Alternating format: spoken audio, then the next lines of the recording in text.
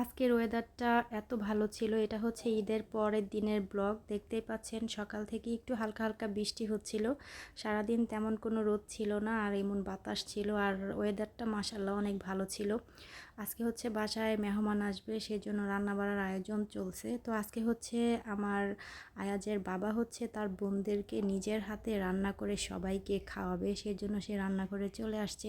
সে এক হাতেই সব কিছু করছে, কাউকে কিছু করতে দিচ্ছে না, মানে দেখতেই পাচ্ছেন সে একাই 100। তো এই যে খাসির মাংস রান্না করা হবে, সাথে গরুর মস্তক রান্না করা হবে, আর গরুর মাংসও রান্না করা হবে, আর আরেকটা তরকারিও করা হবে। তো এই যে আদা রসুন পেঁয়াজ ভালোভাবে কষিয়ে নিচ্ছে, একটু ভাজা ভাজা করে নিচ্ছে।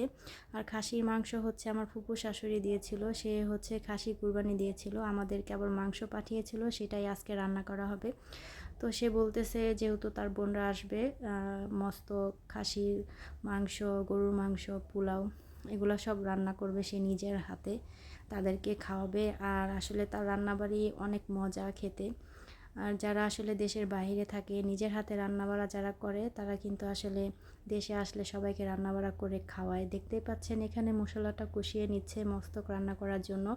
আর অন্যদিকে খাসির মাংসটা মাখিয়ে ম্যারিনেট করে রেখে দিবে কিছুক্ষণ সময়ের জন্য। এক হাতে সে এটা করছে, আর অন্য হাতে দেখেন মস্তকটাও সে নেড়েচেড়ে দিচ্ছে। কালারটা কিন্তু মাশাআল্লাহ অনেক সুন্দর হয়েছে।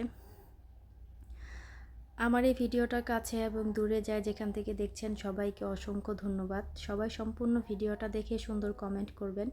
এই যে দেখেন ম্যারিনেট করা হয়ে গিয়েছে, এখন চুলায় বসিয়ে দিবে। আর এটা হচ্ছে ঈদের দিনে যে গরুর মাংসটা রান্না করেছিল, দেখতে পাচ্ছেন কালারটা মাশাআল্লাহ অনেক সুন্দর হয়েছে। তো এই যে ফাইনালি গরুর মস্তকটা রান্না করা হয়ে গিয়েছে।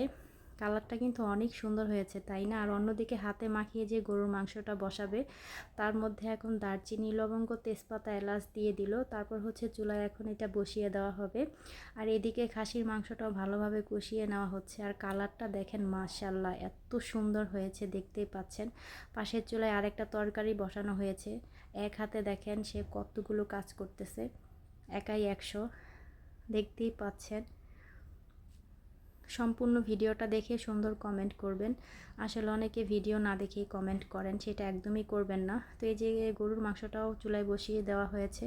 তো এই যে বলক চলে আসছে, কষানো হয়ে গেলে তারপর এখানে সামান্য পরিমাণ পানি অ্যাড করবে। আর অন্যদিকে পোলাও চুলায় বসিয়ে দেওয়া হয়েছে। আর দেখেন তার মাথায় কত বুদ্ধি, কত কিছু দিয়ে সে ঢেকে রেখেছে যেন হাওয়াটা বের হতে না পারে। আর পোলাওটা মাশাআল্লাহ এত সুন্দর ঝরঝরা হয়েছে, আর খেতে কিন্তু অসম্ভব ভালো হয়েছিল। দেখতেই পাচ্ছেন তার মাথায় কত বুদ্ধি। তো এইদিকে রান্নাবাড়া শেষ হয়ে গিয়েছে, আর সালাদও কাটা হয়ে গিয়েছে, আর খাবারের সময় হয়ে গিয়েছে। তো দুপুরবেলা আমি এখন খাবার খেয়ে নিব। আমার এই ভিডিওটা আপনাদের কাছে কেমন লেগেছে অবশ্যই কিন্তু কমেন্ট করে জানাবেন। ভিডিওটা ভালো লাগলে অবশ্যই একটা লাইক দিবেন, আর ভিডিওটা শেয়ার করে দিবেন। আর যদি বেশি ভালো লেগে থাকে ফলো দিয়ে আমার পেজের সাথে থাকবেন। দেখা হবে নতুন কোনো এক ভিডিওতে। আজকের মতো ভিডিওটা এখানে শেষ করছি। সবাই অনেক ভালো থাকবেন, সুস্থ থাকবেন। দেখা হবে পরবর্তী কোনো এক ভিডিওতে। আল্লাহ হাফেজ, আসসালামু আলাইকুম।